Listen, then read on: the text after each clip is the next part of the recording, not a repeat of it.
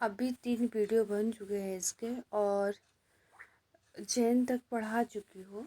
बौद्ध से स्टार्टिंग करना है। जैसे आगे की वीडियो देख लेना इसके। और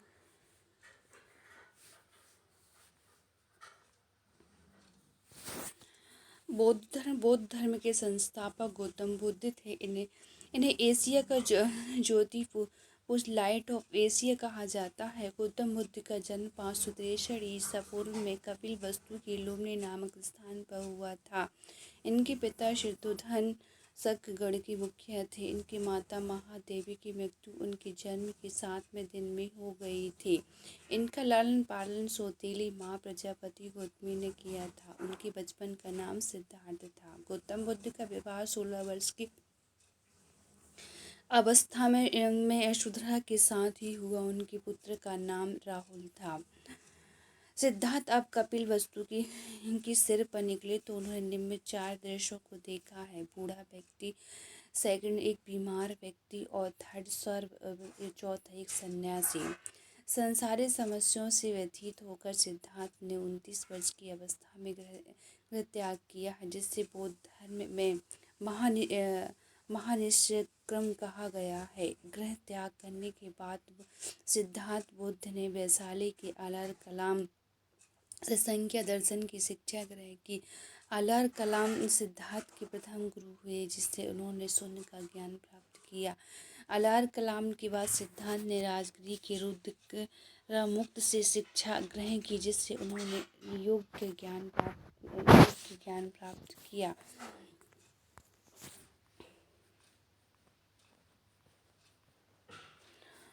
उरुकवेल में सिद्धार्थ के कौटिल्य और वापाभदिया, महानामा एवं असगामी नामक 5 साधक मिले। बिना अन्न जल ग्रहण किए 6 वर्ष की कठिन तपस्या के बाद 35 वर्ष की आयु में वैशाली की पूर्णिमा की रात निरंजन फाल्गु नदी के किनारे पीपल के वृक्ष के नीचे सिद्धार्थ को ज्ञान प्राप्त हुआ। ज्ञान प्राप्त के बाद सिद्धार्थ बुद्ध के जन्म से जाने गए। वह स्थान बोध गया कहलाए। बुद्ध ने अपना प्रथम उपदेश सारनाथ ऋषि पतनम में दिया, जिसे बौद्ध धर्म और पंचचक्र प्रवर्तक कहा गया।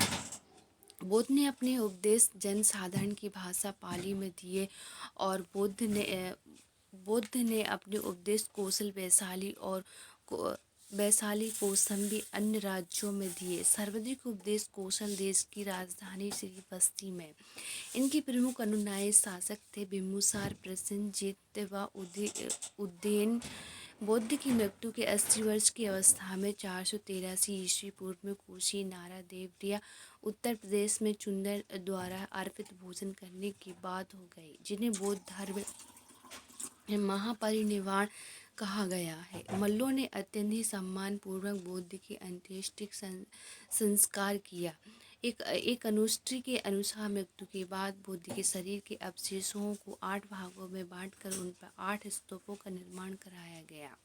बुद्ध के जन्म एवं मृत्यु की तिथि को चीनी परंपरा के कंट्रोल के अभिलेख के अनुसार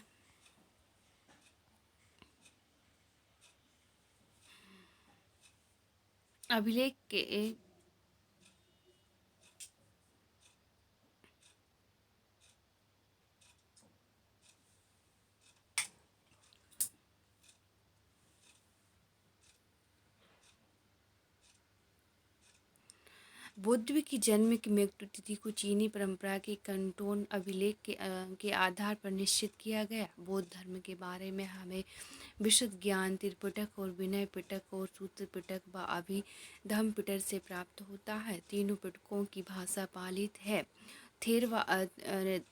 थेरवाद मत की पाली है त्रिपिटक को सबसे पुराना है।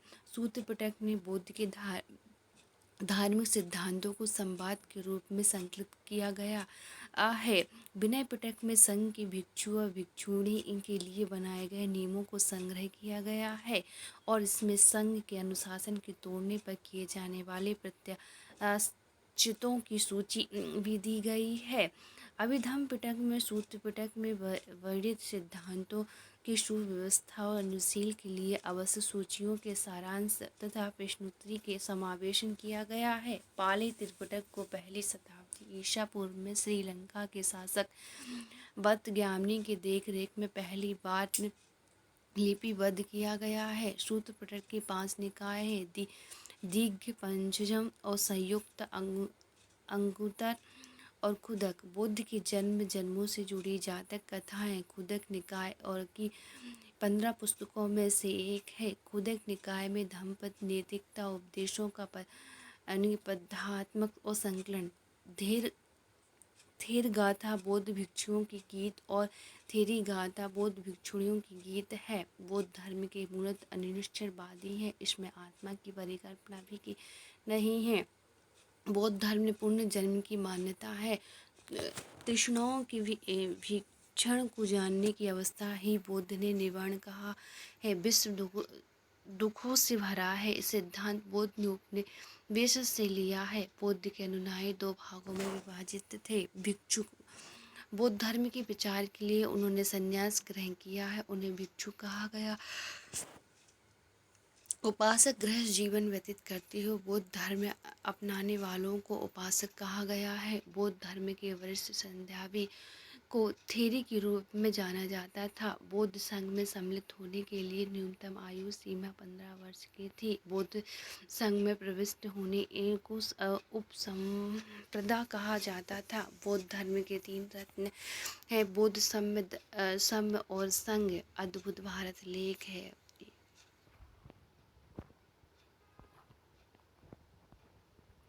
बौद्ध सभाएं। प्रथम बौद्ध सभाएं हैं 483 से पूर्व राजगृह, अध्यक्ष महाकाश्यप और शासनकाल है अजातशत्रु। द्वितीय बौद्ध संगीत के और समय है 383 ईस्वी से है, स्थान वैशाली है, अध्यक्ष सबकामी और शासनकाल है कालाशोक। द्वितीय बौद्ध संगीत है 250 ईस्वी पूर्व में है और स्थान पाटलिपुत्र है। अध्यक्ष है मोगलीपुत्र तिस्त और इसके शासनकाल अशोक का था। चतुर्थी बौद्ध संगीत के समय था 98 ईस्वी में, स्थान था कुंडलवन था, अध्यक्ष है वसुमित्र अश्वघोष थे और शासनकाल कनिष्क।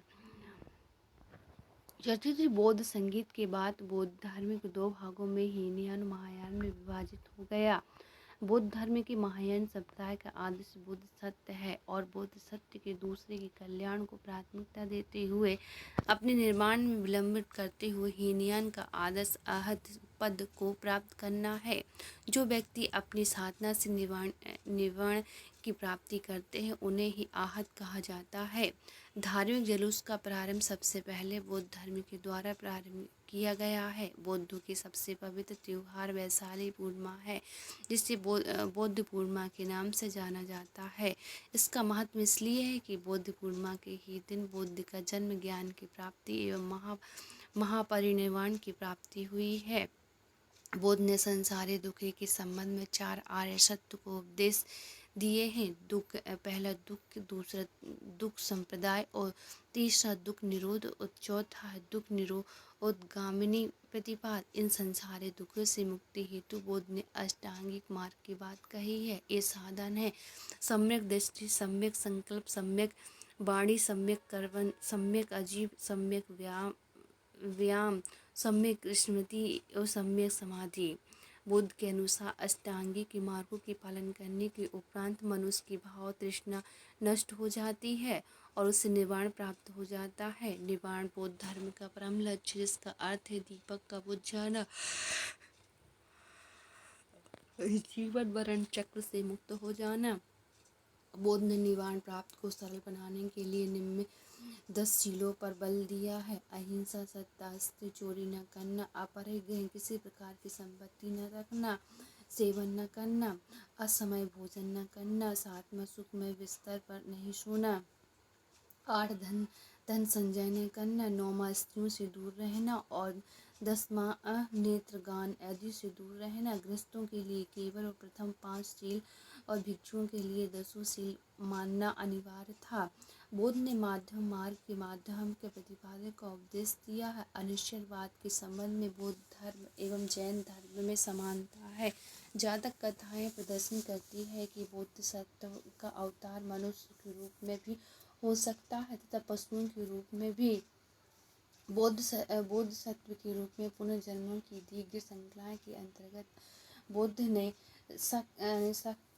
शाक्य मुनि के रूप में अपना अंतिम जन्म प्राप्त किया है, किंतु इसके उपरांत मैत्रेय तथा अन्य अनाम बुद्ध अभी अवतारिक होने शेष हैं। सर्वत्र बौद्ध मूर्तियों का निर्माण और गांधार शैली में किया गया है, लेकिन बुद्ध की प्रथम मूर्ति संबत और मथुरा कला में बनी थी।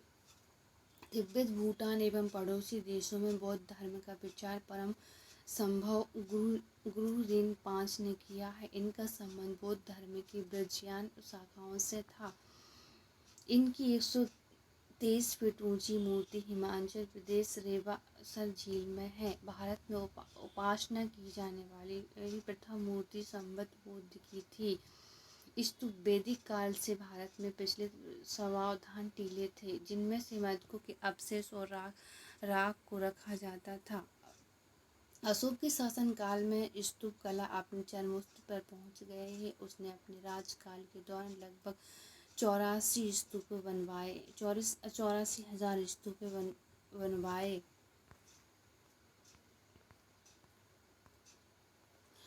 भारत के महत्वपूर्ण बौद्ध मठ टोबो मठ और स्थान ताबो और गांव स्पीति घाटी। राज्य केंद्र शासित प्रदेश हिमाचल प्रदेश। नामग्याल मठ स्थान धर्मशाला है। केंद्र शासित प्रदेश में हिमाचल प्रदेश। हेमिस मठ लद्दाख। केंद्र शासित प्रदेश भी लद्दाख में। ससुर मठ लाहौल स्पीति में हिमाचल प्रदेश। मिंडालिंग मठ देहरादून उत्तराखंड। रोमटेक मठ गंगोटक सिक्किम। तवांग मठ अरुणाचल प्रदेश। नामडालिंग मठ मैसूर कर्नाटक। बोधि मठ बुद्ध गया बिहार। वैदिक परंपरा से प्रेरित स्तूपों को बौद्धों द्वारा लोकप्रिय बनाया गया है। बौद्ध की मृत्यु के बाद बुद्ध के शरीर के अवशेष 8 भागों में विभाजित कर स्तूपों के नीचे रखे गए थे। स्तूपों को 5 श्रेणियों में वर्गीकृत किया गया है। अवशिष्ट स्तूप, इसमें बौद्ध और जन्म धार्मिक व्यक्तियों के अवशेष रखे गए हैं, जिसे सांची का स्तूप। वस्तु स्तूप, जिसमें बुद्ध या उनके शिष्यों से संबंधित वस्तुएं रखी गई हैं, जैसे वैशाली का स्तूप। स्मारक स्तूप, जो बुद्ध और उनके शिष्यों के जीवन की घटनाओं को याद करने के लिए बनाए गए हैं, जैसे श्रीलंका के अनुराधापुर के स्तूप। प्रतीकात्मक स्तूप, जो बौद्ध धर्मशास्त्र के विभिन्न पहलुओं के प्रतीक के लिए बनाए गए हैं, जिसे लेह स्तूप। मानक स्तूप, जो यात्राओं के उपलब्ध में या आध्यात्मिक लाभ प्राप्त करने के लिए बनाए गए हैं। अशोक द्वारा बनाए गए स्तूपों में सबसे प्रसिद्ध मध्य प्रदेश का सांची स्तूप है। उत्तर प्रदेश में बरहावा का स्तूप सबसे प्राचीनतम स्तूप है। स्तूप आमतौर पर अवशेषों का निक्षेपागार होता है। बौद्ध परंपरा में स्तूप एक संकल्प अर्पित या स्मारक संरचना होती थी। भाजा गुफाएं ईसा पूर्व में दूसरी शताब्दी के द्वारा निर्मित 22 चट्टानों को काट कर बनाए गए हैं। गुफाओं का एक समूह है। यह महाराष्ट्र के लोनावाला के पास पुणे जिले में स्थित है। यह हीनयान बौद्ध संप्रदाय से संबंधित है और गुफाएं में कई स्तूप हैं। शिव धर्म है कि भगवान शिव की पूजा करने वालों को शिव एवं शिव से संबंधित धर्म को शिव धर्म कहा गया है। शिवलिंग उपासना का प्रारंभ ही पुरातात्विक साक्ष्य हड़प्पा संस्कृति के अवशेषों से मिलता है। ऋग्वेद में शिव के लिए रुद्र नामक देवता का उल्लेख है। अथर्ववेद में शिव को भव, सर्व, पशुपति एवं भूपति कहा गया है। लिंग पूजा का पहला स्पष्ट वर्णन है मत्स्य पुराण में मिलता है। महाभारत के अनुशासन पर्व से भी लिंग पूजा का वर्णन मिलता है। रुद्र की पत्नी के रूप में पार्वती का नाम तैत्तिरीय पुराण में मिलता है। शिव की पत्नी की सौभाग्य रूप से पद्मा, पार्वती, उमा, गौरी एवं भैरवी। 52 पुराण में शिव संप्रदाय की संख्या 4 बताई गई है। पशुपति और कपालिक और कलामुखी लिंगात हैं। संप्रदाय संस्थापक की आजीवक मकलीपुत्र गौशाला है। घोर आज्ञावादी पूर्ण काश्यप है। यदक्षवाद आचार्य अजित है। भौतिकवादी प्रकृत कच्छान भौतिक दर्शन है। अनिश्चरवादी संजय विठलीपुत्र हैं, विठलीपुत्र में मिलते हैं।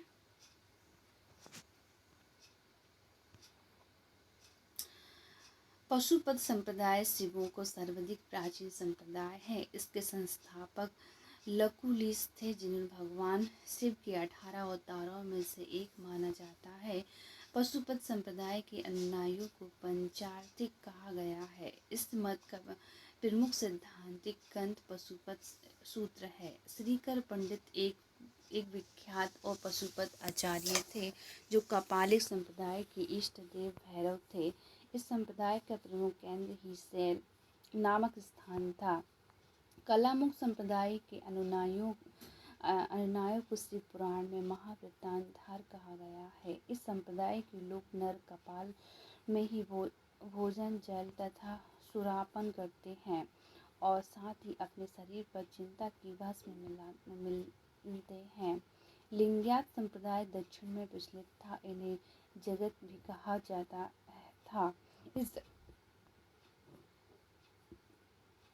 इस संप्रदाय के लोग शिवलिंग की उपासना करते थे। शून्य संपादने लिंगायतों का प्रमुख धार्मिक ग्रंथ है। बसव पुराण में लिंगायत संप्रदाय के प्रवर्तक अल्लभ और प्रभु तथा उनके शिष्य वासव को बताया गया है कि इस संप्रदाय को वीर शिव और संप्रदाय भी कहा जाता है। वासव उनका भतीजा है। चन्ना वासव कर्नाटक के कलचुरी राजाओं के दरबार में रहते थे। जैनों के साथ कठिन और संघर्ष के उपरांत उन्होंने अपने मत की स्थापना की थी। उन्होंने जाति प्रथा का ही कड़ा विरोध किया और उपासना, प्रतिभोज, तीर्थ यात्रा एवं बलि प्रथा को अस्वीकार किया। बाल विवाह का विरोध किया और विधवा विवाह की अनुमति दी। 12वीं शताब्दी में राजा कुलोत्तुंग II के शासनकाल में सेकलहार द्वारा लिखित तिरुचुंदर पुराणम, जिसे थोगई के नाम से भी जाना जाता है, तमिल में पांचवें वेद के रूप में जाना जाता है और शिव और परंपरा में 12वीं पुस्तक भी है। यह भगवान शिव की पूजा के लिए समर्पित एक भक्ति पाठ और उनके तमिल शिववाद में एक महत्वपूर्ण कार्य माना जाता है। यह पाठ तमिलनाडु में भगवान शिव के भक्तों द्वारा व्यापक रूप से पढ़ा और सुनाया जाता है। इसे तमिल में शिव परंपरा के अनुयायियों के लिए आध्यात्मिक ज्ञान का एक महत्वपूर्ण स्रोत माना जाता है। यह तमिल और शिववाद के विहित कवियों और 63 नायनारों की कहानियों बताता है। 10वीं शताब्दी में मत्स्येंद्रनाथ ने नाथ संप्रदाय की स्थापना की। इस संप्रदाय का व्यापक प्रचार प्रसार बाबा गोरखनाथ के समय में हुआ। गोरखनाथ ने वर्ण व्यवस्था तथा ब्राह्मणों के विशेषाधिकार की आलोचना की। उनके द्वारा प्रतिपादित सिद्धांत को तंत्र कहा जाता है। इसकी सदस्यता बिना जाति भेद और सबके लिए खुली थी। दक्षिण भारत में शिव धर्म चालुक्य, राष्ट्रकूट, पल्लव एवं चोलों के समय लोकप्रिय रहा है। पल्लव काल में शिव धर्म का प्रचार प्रसार नायनारों के द्वारा किया गया है। नायनार संतों की संख्या 63 बताई गई है, जिन्होंने अपार और तुरुज्ञान और संबंधार और सुंदर मूर्ति आदि के नाम उल्लेखनीय है। पशुपतिनाथ मंदिर नेपाल की राजधानी काठमांडू से 3 किलोमीटर उत्तर पश्चिम में बागमती नदी के किनारे देवपाटन गांव में स्थित एक शिव मंदिर है। नेपाल के धर्मनिरपेक्ष राष्ट्र बनाने से पहले यह मंदिर राष्ट्रीय देवता भगवान पशुपतिनाथ का प्रमुख निवास माना जाता था। इस मंदिर में परिसर को सन 1959 में यूनेस्को विश्व सांस्कृतिक विरासत स्थल के रूप में सूचीबद्ध किया गया है। मंदिर निर्माण वास्तुकला की नेपाली पोगोंडा शैली में हुआ है। एलोरा के प्रसिद्ध कैलाश मंदिर का निर्माण राष्ट्रकूटों ने करवाया और चोल शासक राजा प्रथम ने तंजौर में प्रसिद्ध राजराजेश्वर शिव मंदिर का निर्माण करवाया, जिसे बृहदेश्वर मंदिर के नाम से भी जाना जाता है। कुषाण शासकों की मुद्राओं पर शिव एवं नंदी का एक साथ अंकन प्राप्त होता है। शिव आदित्य विचारधारा के प्रमुख प्रवर्तक श्रीकांत और शिवाचार्य हैं। इनके अनुसार शिव और ब्रह्मांड एक और समान है। विष्णु धर्म के विषय में प्रारंभिक जानकारी उपनिवेशों से मिलती है। इसका विकास भागवत धर्म से हुआ। नारायण के पूजक मूलक पंचरात्र कहे जाते थे। विष्णु धर्म के प्रवर्तक कृष्ण थे, जो वृक्ष कबीले के थे और उनका निवास स्थान मथुरा था। कृष्ण का उल्लेख सर्वप्रथम छंदोग्य उपनिवेश में देव की पुत्री और अंगरक्षक के शिष्य के रूप में हुआ। वसुदेव कृष्ण का सबसे प्रारंभिक उल्लेखनीय है कि वेशनगर स्तंभ अभिलेख में पाया गया है। विष्णु के 10 अवतारों का उल्लेख मत्स्य पुराण में मिलता है। 10 अवतार इस प्रकार के हैं: मत्स्य कुंड, बरात और निसंगित और वामन और परशुराम, राम, बलराम, बुद्ध और कल्प। गुप्त काल में विष्णु का 12 अवतार सर्वाधिक प्रसिद्ध था। विष्णु धर्म में ईश्वर को प्राप्त करने के लिए सर्वाधिक महत्व भक्तों को दिया गया है। भगवान विष्णु के सुदर्शन चक्र में 6 तीलियां हैं। प्रमुख संप्रदाय मत और आचार्य हैं। विष्णु संप्रदाय विशिष्ट देव और आचार्य रामानुज हैं। संप्रदाय बिंब सांप्रदायिक है। मत देव है और आचार्य आनंद तीर्थ है। रुद्र संप्रदाय और मत से शुद्ध देव है। आचार्य वल्लभाचार्य हैं। यह संप्रदाय के सनक रुद्र संप्रदाय के शुद्ध देव वल्लभाचार्य हैं और जनक संप्रदाय के देवदेव निम्बक हैं। इस दर्शन के अनुसार मनुष्य भगवान से भिन्न है और अभिन्न दोनों हैं। प्रमुख संप्रदाय संस्थापक एवं पुस्तक बरकरी। संप्रदाय संस्थापक और पुस्तक बरकरी नामदेव है और श्री विष्णु रामानुजार ब्रह्मसूत्र है। परमथ रामदास बुद्ध है। राम भक्त रामानंद आध्यात्मिक रामायण। अंकोरवाट का मंदिर कंबोज के राजा सूर्यवर्धन में 1113 में ईस्वी में 1150 ईस्वी ने बनवाया था। इस मंदिर में लगभग 10.5 फीट ऊंची भगवान विष्णु की मूर्ति स्थापित है।